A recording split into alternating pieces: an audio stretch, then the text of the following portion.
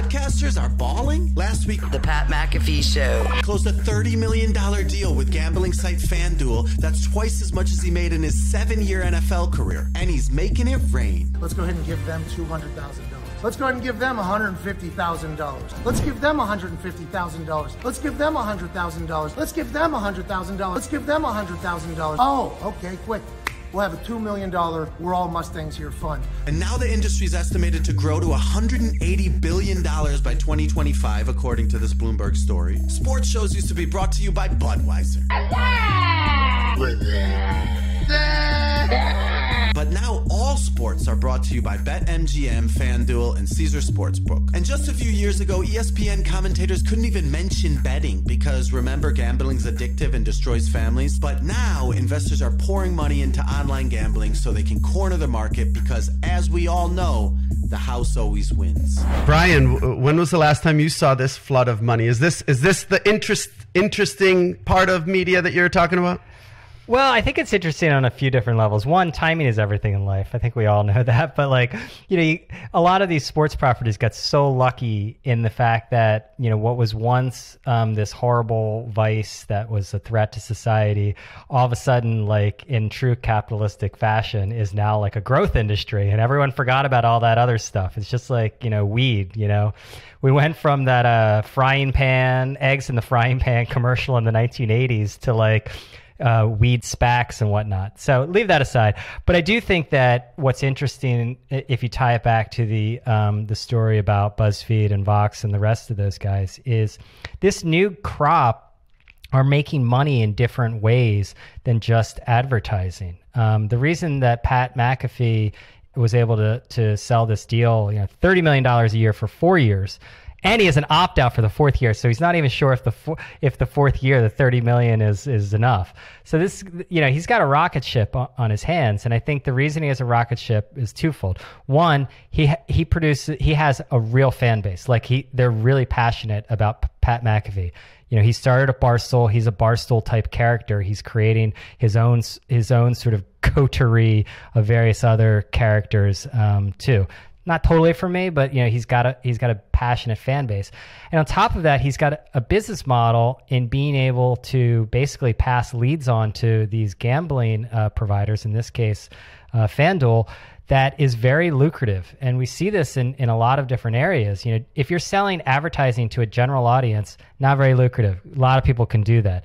But these sports books need to acquire tons of customers, and media is a very efficient way for them to acquire customers when you compare it to Facebook and Google ads. So this is like an actual area, and there are areas where we always hear publishers saying we can't compete with Google and Facebook. Well, wait, these guys are competing. They seem to be doing fine.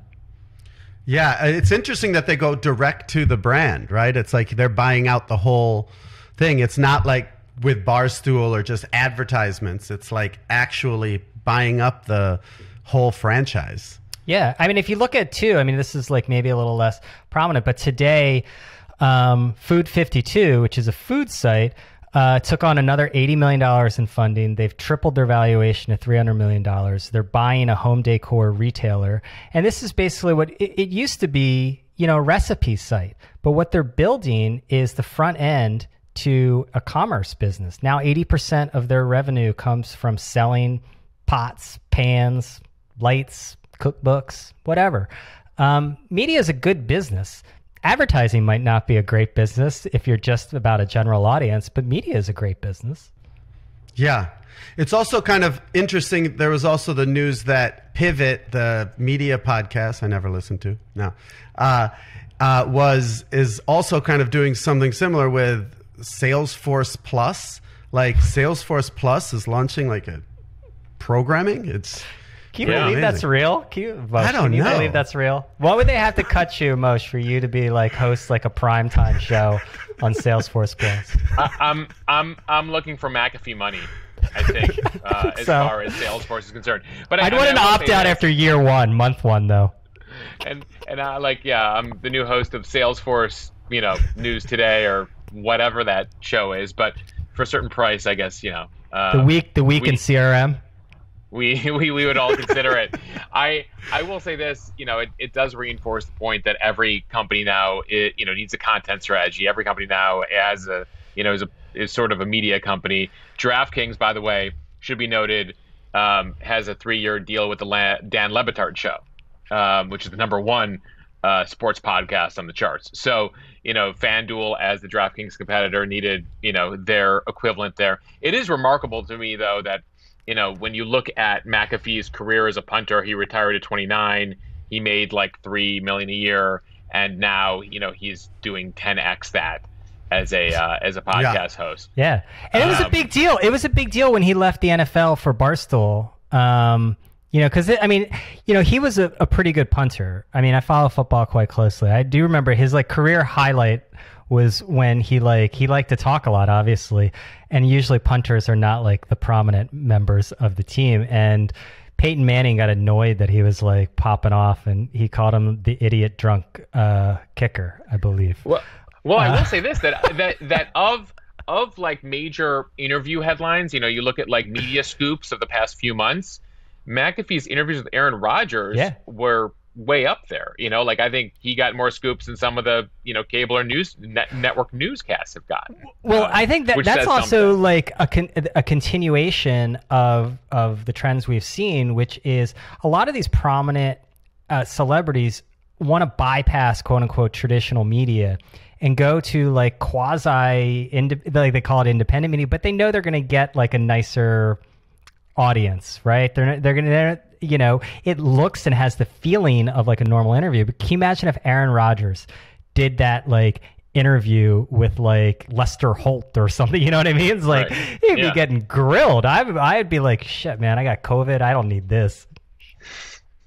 Well, and by the way, it's one of the reasons why Dak Shepard, Joe Rogan, those are your top podcast hosts, and that's where notable personalities are now going to do their sit. Howard Stern has had that for years, right? But is that let me ask you this: is that a bad thing? I know, a lot of because journalism is not a priesthood, as far as I know. There was no orders that nobody was blessing anyone, and there's no accreditation process. Walter Cronkite was the Pope, and was he? The previous Pope was Edward R. Murrow. That's my understanding as a former CBS employee. Yeah. And then we got Matt Lauer and his button. Yeah, well, I mean, if we're going to keep the Catholic Church metaphor going, there's many problems in the priesthood. But I think that's an inevitable thing is as this personal branding comes into dominate all aspects of society. I mean, we elected a president who is basically an influencer, right? I mean, he was a celebrity. And, I think that this is just a natural progression that the most powerful media brands are going to be built around individuals. I mean, that's just where society is going. I mean, to answer your initial question, I don't think it's a bad thing necessarily. I think that you do want to be able as a consumer to hear from a diversity of voices. You shouldn't have to be obligated to go to one of a handful of places.